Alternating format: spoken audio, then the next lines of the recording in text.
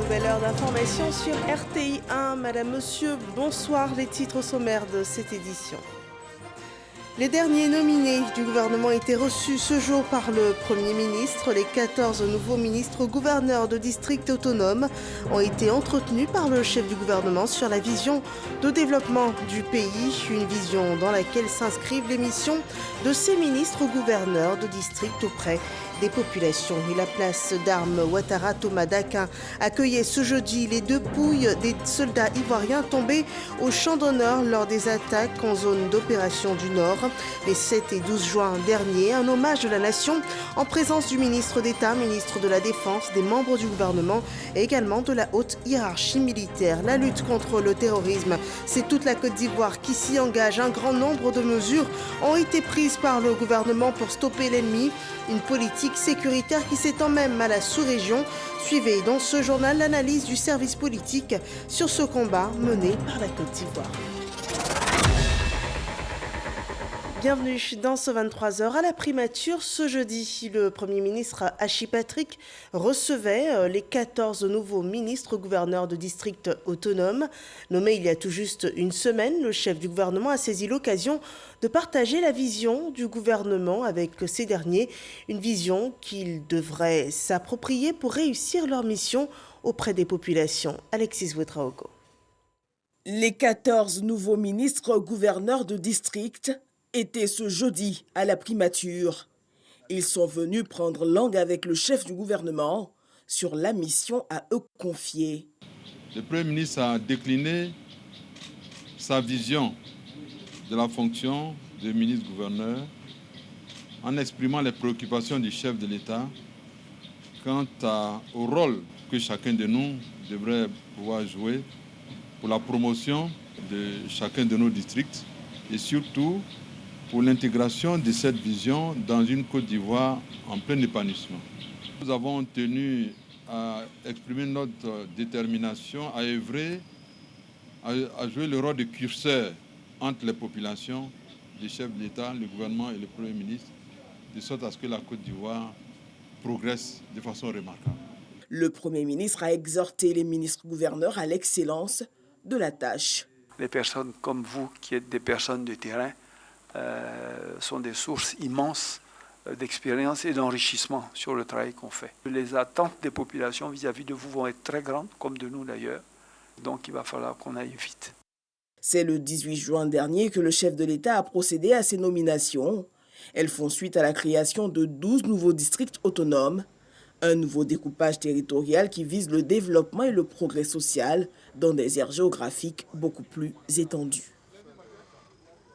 Ce jeudi également, plusieurs personnalités, dont 10 ministres de la République, ont été élevés au grade de commandeur dans les ordres spécifiques. 6 hommes et 4 femmes choisis par le président de la République et par le Premier ministre Patrick Hachi ont reçu ces plus hautes distinctions de la grande chancelière Henriette Dagri-Diabaté au nom des récipiendaires.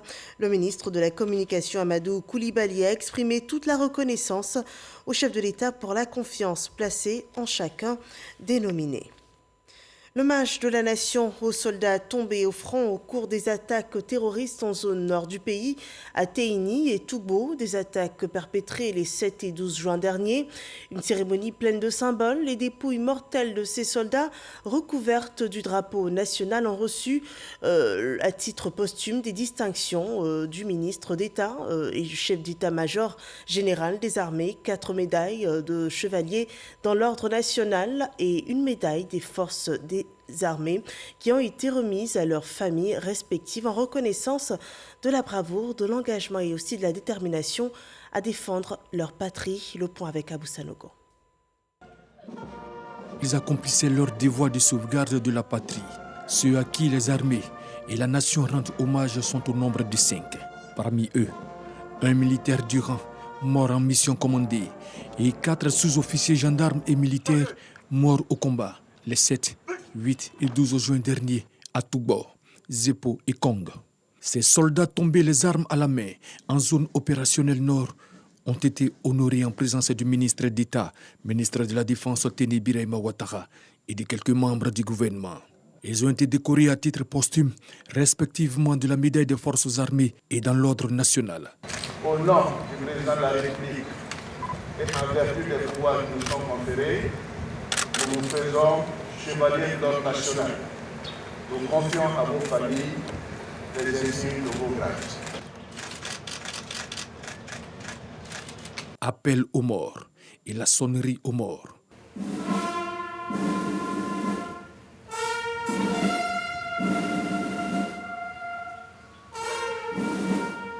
Kwadjo Akole, Kone Segeni, Traoré Flagolo, Kwadjo Venance et Kwadjo Kan Sébastien. Votre sang versé a contribué à garder sauf l'honneur des forces armées, de la gendarmerie nationale et de la nation tout entière. Vous êtes morts au combat en ayant fait le choix du bon combat.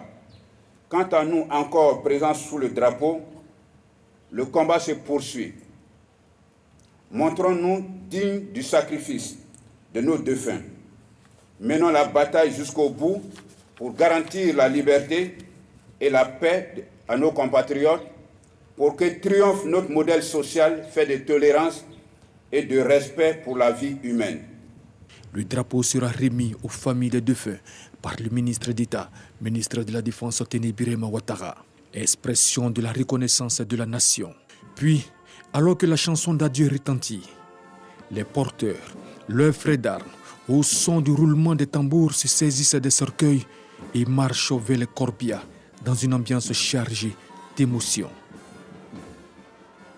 Voilà, les soldats ivoiriens déterminés à défendre le drapeau ivoirien, et au-delà de cet engagement de l'armée, il faut voir la ferme résolution du gouvernement ivoirien de mettre un terme aux insurrections. Les actions qu'ils traduisent, la mise en place d'un dispositif antiterroriste matérialisé par le renforcement de la sécurisation des frontières au nord de la Côte d'Ivoire, notamment celle avec le Mali et le Burkina Faso, la formation des corps d'élite au renseignement et la mise en place d'un pôle d'expertise et de compétences régionales pour assurer la sécurité des États et des populations dans la sous-région. Voilà donc tout un ensemble de mesures de lutte antiterroriste. Mais comment tout cela fonctionne, qui participe à la mise en œuvre et pour quels résultats? Gabriel Zani développe le sujet et c'est le dossier politique de la semaine. On regarde.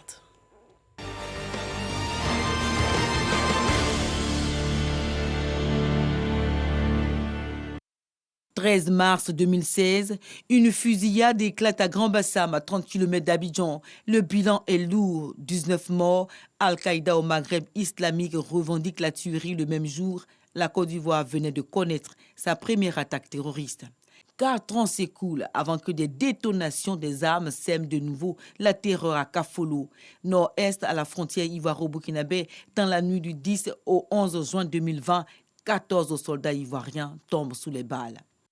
Si les terroristes menacent le nord ivoirien, les autorités, elles, repensent la défense de l'intégrité du territoire. Au terme d'un conseil des ministres extraordinaire tenu le 13 juillet 2020, est créée une zone opérationnelle nord entre la Côte d'Ivoire, le Mali et le Burkina Faso. Depuis le mois de juillet 2020, le gouvernement a en conseil des ministres décidé de la création d'une zone opérationnelle nord basée à Korogo, qui se fragmente, se scinde en 2 zones, zone opérationnelle nord-est et zone opérationnelle nord-ouest.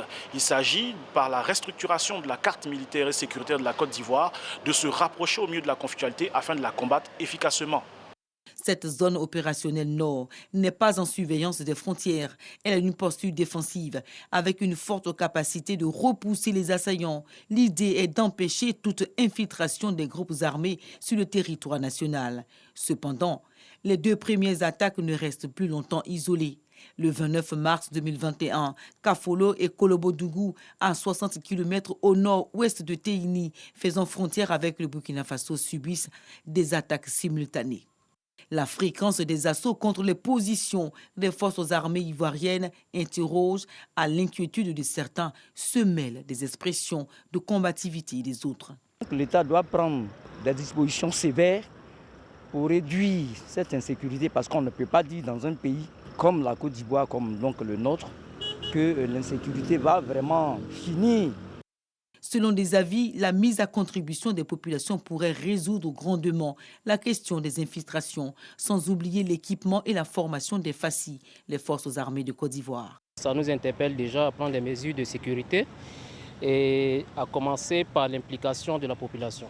Il faudrait que l'État travaille avec la population pour donner des informations sur une quelconque infiltration. Je crois que l'État doit renforcer la sécurité, d'abord au niveau des frontières. On doit être strict à ce niveau-là. Quand tu aimes ton pays, tu ne veux pas que de mauvaises choses arrivent. Donc il faut prendre des hommes d'abord qui aiment leur pays et puis bien formés. Pour la formation des hommes en armes, depuis 2017, l'AILCT, cette Académie internationale de lutte contre le terrorisme, a déjà reçu près de 500 stagiaires ouest-africains. À l'inauguration du centre, le jeudi 10 juin 2021, l'État ivoirien a réaffirmé son engagement dans la lutte contre le terrorisme. Face à l'urgence et à l'importance de sa mission, l'AILCT n'a pas attendu pour commencer ses activités de formation et de réflexion sur ces 3 piliers, puisque près de 500 acteurs de la lutte antiterroriste provenant d'une quinzaine de pays africains ont déjà été formés. L'AILCT doit devenir un pôle d'expertise et de compétences régionales de la lutte contre le terrorisme au bénéfice de la stabilité de nos États et de la sécurité de nos populations. Officialisé en novembre 2017 par les présidents Alassane Ouattara et Emmanuel Macron, l'AILCT crée par la formation une culture de lutte contre le terrorisme. Nous savons que notre responsabilité est de combattre ensemble cet ennemi commun dont les exactions au Sahel nous concernent directement. Car sur la carte des menaces, le Sahel est la frontière sud de l'Europe et la frontière nord des États du Golfe de Guinée. Comment les empêcher d'importer ici leur stratégie du chaos pour affaiblir les États et soumettre les populations en s'imposant par la violence et l'instrumentalisation des aspirations encore insatisfaites? Nous devons apporter une double réponse. En unissant nos forces, avec l'appui de la France, des Européens, de la communauté internationale, les États de la région doivent intensifier leur coopération militaire, leur coopération sécuritaire et leur coopération judiciaire. Et en agissant avec la même énergie, avec la même exigence sur l'ensemble du spectre du contre-terrorisme. Dans le dispositif sécuritaire contre le terrorisme figurent les forces spéciales, une unité d'élite de l'armée ivoirienne. Le combat contre le terrorisme est réel. Si donc le Nord constitue un enjeu important de sécurité de l'État ivoirien, l'AILCT, selon le Premier ministre Patrick Achi, sera l'avant-garde de la riposte d'une Afrique de l'Ouest libre et consciente, spécialement entraînée et irrémédiablement déterminée à lutter contre les djihadistes, et bien plus maintenant que le retrait de l'opération Barkhane a été annoncé. Voilà, la Côte d'Ivoire face aux attaques terroristes, le gouvernement demeure ferme et résolu dans son engagement à vouloir stopper l'ennemi par de nombreuses actions, des actions qui sont présentées dans le dossier que vous venez de voir, un dossier réalisé par Gabriel Zanik que vous pourrez revoir sur rti.info. Le terrorisme est un véritable mal du siècle. Au-delà de nos frontières, les attaques inquiètent les populations du Burkina Faso. Les massacres perpétrés par les djihadistes dans la région du Sahel burkinabé se succèdent. Les populations réclament plus de sécurité pour vaquer à leurs occupations.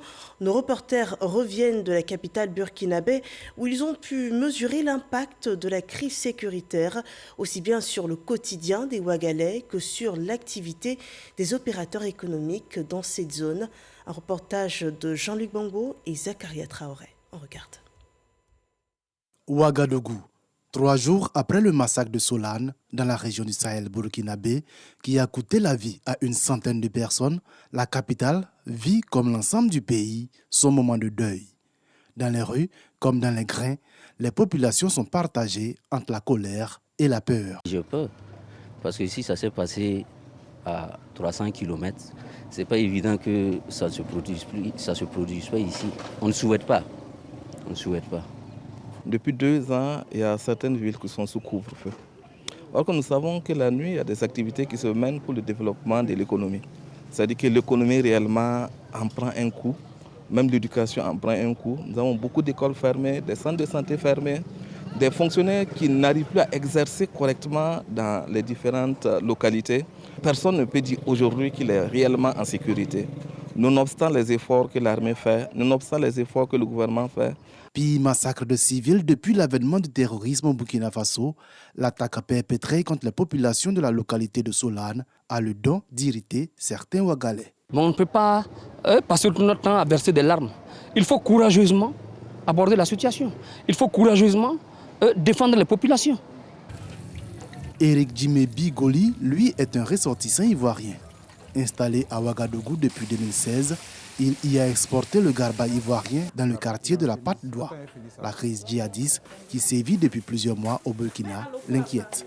Nous ne souhaiterons même pas que ça continue. Bon, par la grâce de Dieu, nous sommes épargnés pour le moment. Mais nous prions le bon Dieu qu'il instaure la paix au Burkina. Que la paix revienne sur toute l'étendue du territoire, un vœu que Éric partage avec l'ensemble de ses clients. Oui, vivre, bien manger, tout.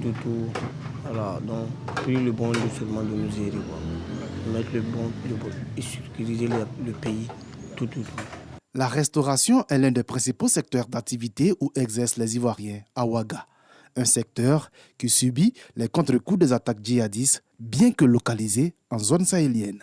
Dans le départ, bien avant que la guerre même commence, bon, on arriva à évacuer assez. Mais bon, avec la guerre là, bon, ce qu'on arrive à évacuer, ce n'est plus assez. Mais bon, on fait avec.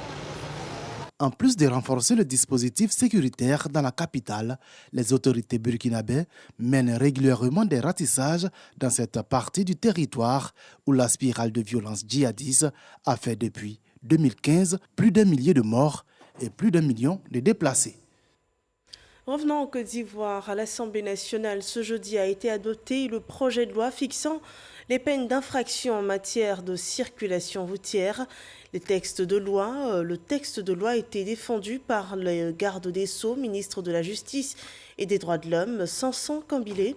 Désormais, tout conducteur de véhicule auteur d'homicide ou blessure involontaire verra son permis de conduire être annulé par les juridictions compétentes. Les explications de Moussa Konaté. Désormais, le titulaire de permis de conduire condamné pour homicide ou blessure involontaire lors d'un accident de véhicule peut voir son permis de conduire annulé. La modification du projet de loi fixant les peines des infractions en matière de police de la circulation vient d'être adoptée à l'unanimité par les députés membres de la Commission Sécurité et Défense. Le projet de loi modificatif de l'article 8 de la loi 63-527 du 26 décembre 63, malheureusement le législateur à l'époque qui avait imposé aux juges l'obligation d'annuler le permis de conduire des auteurs d'homicides involontaires et de blessures involontaires lors d'accidents de circulation avait prévu que cette annulation ne pouvait se faire qu'à la suite de l'appréciation de l'aptitude physique ou des connaissances de l'auteur de l'accident en matière de conduite de la route. Et cela rendait difficile l'application de cette disposition qui est nécessaire de nos jours pour réprimer très sévèrement les auteurs de ce genre d'accident. Et donc, les députés nous ont suivis dorénavant. Cela va relever de l'appréciation souveraine du juge de dire si effectivement le permis de conduire doit ou non être retiré en ce qui concerne les accidents causés par des chauffeurs indélicats. Ce projet de loi de décembre 1963 modifié vient ainsi renforcer les actions de lutte contre l'incivisme routier. 30 députés sur 41 membres de la Commission Sécurité-Défense étaient présents à cette séance. Et en plus de cette séance de travail, l'hémicycle ivoirien a accueilli ce jour des invités, les députés du Parlement de la CEDEAO qui ont échangé avec les députés ivoiriens, précisément les responsables de la Commission des relations extérieures de l'Assemblée nationale. Une séance de travail axée sur la bonne marche du Parlement de la CEDEAO.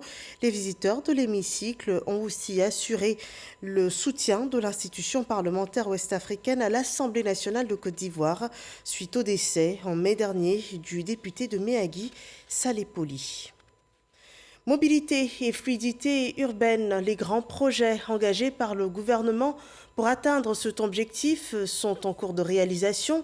Les grands chantiers de la voie Y4 ont été visités par le ministre Amédée Kofi Kwaku qui a évalué l'état d'avancement de ces deux ouvrages. L'un concerne le dédoublement de la route de Dabou à la sortie ouest d'Abidjan et l'autre sera la voie de contournement de la capitale économique. Elle sera longue de 26 km. La livraison est prévue pour mars 2022. Le point des visites avec Jean-Luc Bango. Carrefour de la Fourrière municipale à Yopougon. Rond-point de Jesco, puis Carrefour Kassamblé, route de Dabou. 3 points clés du dédoublement de la route de Dabou à la sortie ouest d'Abidjan. Un chantier de 19 km à travers les communes de Yopougon et Songon, visité par le ministre Amédée Kofi Kwaku. Un ouvrage qui viendra à terme résoudre les problèmes d'embouteillage entre Abidjan et Dabou. La zone de Songon est une zone où il y a beaucoup de promotions immobilières qui sont en train d'être construites. Ce qui fait qu'on a une congestion importante sur cette route qui mène à Dabou. Vous voyez, le matin, on a de gros embouteillages. Vous savez, l'ambition donc du président, le président Alassane Ouattara, c'est d'améliorer les conditions de vie des populations. Et évidemment, l'infrastructure routière constitue un des pas importants donc, sur ce projet. Ce projet, dont le coût global est estimé à 66 milliards de francs CFA, devrait être livré en mars 2022. Un autre ouvrage emblématique dans le processus de fluidité routière et qui a reçu la visite du ministre de l'Équipement et de l'Entretien routier, la voie de contournement de la ville d'Abidjan, dénommée Y4. La Y4, c'est une voie donc, qui va permettre de contourner Abidjan. Alors, donc, quand vous êtes ici au carrefour à Kwedo, tout de suite, vous prenez cette voie. Au bout d'environ 14 km, vous vous retrouvez au carrefour d'Alépé, au lieu d'aller faire tout le grand tour. Des enjeux importants qui amènent le ministre à mettre la pression sur les entreprises en charge des travaux. L'objectif donc de cette visite, c'est donc de permettre ou bien de demander à ces entreprises-là et aux missions de contrôle d'activer pour que les travaux puissent être livrés dans le temps. Ces travaux sont prévus pour être livrés en juillet 2022. La voie de contournement de la ville d'Abidjan est longue de 26 km, coûtera 87 milliards de francs CFA, financée par la Banque africaine de développement et l'État de Côte d'Ivoire. L'éducation nationale est aussi en grand chantier. La ministre Mariatou Koné met fin aux mutations abusives. C'est une décision développée dans ce reportage de Kader Sogodogo. Exea 2021, c'est l'heure des assises de la Commission nationale de mutation des personnels enseignants et d'encadrement du ministère de l'Éducation nationale et de l'alphabétisation. C'est Yamoussoukro, capitale politique ivoirienne, qui a été choisi par la direction des ressources humaines de ce ministère pour réunir les spécialistes de la question. L'activité enregistre la présence de la patronne de l'école en Côte d'Ivoire, Mariatou Koné. Le directeur des ressources humaines dresse un état des lieux. La direction des ressources humaines a trouvé depuis quelques années une première solution dans la numérisation à travers la mutation assistée par ordinateur, appelée la mutation automatique avec le logiciel GESMUT.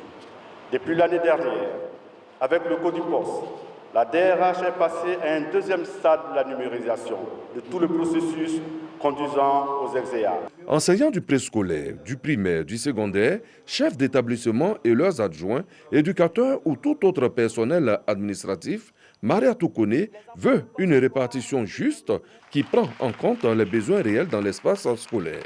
Les enfants de Côte d'Ivoire ont besoin de vous sur l'ensemble du territoire national. Aidez-nous à réduire les disparités dans la répartition du personnel entre les différentes zones géographiques de notre pays.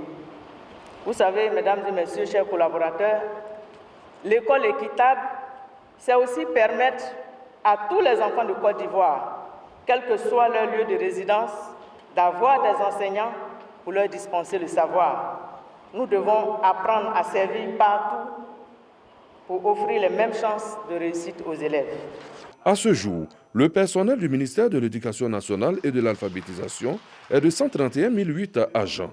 C'est clair, les assises de Yamoussoukro permettront de savoir qui est où, qui fait quoi, qui doit aller où.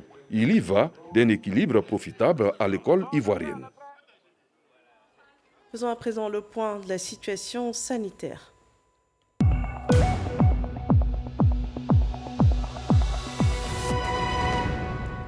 Ce jeudi 24 juin, 35 nouveaux cas de Covid-19 positifs ont été déclarés, 138 nouvelles guérisons et 2 cas de décès sont également annoncés. La Côte d'Ivoire totalise ainsi 48 117 cas confirmés, dont 47 692 personnes guéries, 311 personnes décédées. Il y a encore 114 cas actifs et à cette date, sachez qu'au moins 738 763 doses de vaccins anti-Covid ont été administrées sur tout le territoire ivoirien. En Russie, le taux de contamination a atteint ce jeudi le pic de 20 000 nouvelles contaminations au coronavirus et 568 décès recensés en seulement 24 heures. Des chiffres qui n'avaient plus été vus depuis janvier dans le pays. Et face à cette flambée, le maire de Moscou a rendu la vaccination obligatoire alors que la campagne d'immunisation est à la traîne sur fond de méfiance des Russes à l'égard des vaccins disponibles et malgré les appels répétés du président Vladimir Poutine. À ce jour, seuls 15% des moscovites ont été vaccinés. Et une population en bonne santé, c'est surtout un environnement sain. En Côte d'Ivoire, le ministre de l'Environnement, de l'Assainissement et de la Salubrité a visité plusieurs sites de collecte et de groupage de déchets. Le rapport de cette visite avec Grace Kando. Le ministre de l'Assainissement et de la Salubrité en visite de terrain dans le district d'Abidjan. Bouaké Fofana est allé se faire une idée du circuit de ramassage des déchets. Des postes de collecte et des centres de groupage passés au peigne fin. La première difficulté que je vois, c'est celle qui est liée à nos habitudes. Quand on jette des déchets en vrac, ça prend déjà beaucoup plus de temps pour les ramasser. Aujourd'hui, on ne fait pas de tri au départ. Donc ça fait que même quand on met les déchets dans des poubelles, il y a des gens qui viennent faire un autre tri. En faisant ce tri-là, ils dispersent ce qu'il y a déjà dans les bacs. On doit mettre l'accent sur la sensibilisation de nos compatriotes. C'est un travail très important de renforcer la sensibilisation. On fait ça tous les jours. On a une équipe tous les jours sur le terrain qui fait ce travail. Mais c'est un travail qui a besoin de faire constamment. Des engagements pour un environnement propre, le ministre Bouaké Fofana réitère la détermination du gouvernement à accompagner les opérateurs de la filière déchets. Il y avait des difficultés qui m'ont été soulignées par l'ANAGED. Nous avions pris quelques mois de retard dans le paiement des opérateurs, mais l'État a fait des efforts. À l'heure où je parle, maintenant, toutes les factures échues de ce secteur-là ont été réglées par l'État.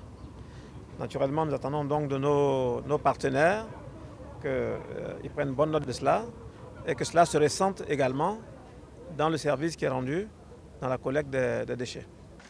Pour une meilleure politique de suivi du secteur des déchets, le ministre de l'Assainissement et de la Salubrité compte multiplier les rencontres avec les opérateurs.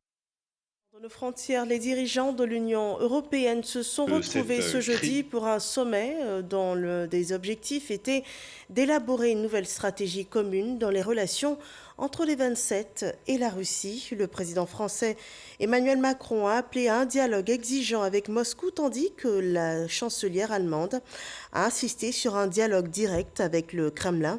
En somme, la France et l'Allemagne plaident pour l'organisation d'un sommet avec la Russie, un sommet UE-Russie comme moyen d'améliorer des liens endommagés par les crises en Ukraine, en Biélorussie et le dossier des droits de l'homme et l'emprisonnement d'Alexei Navalny.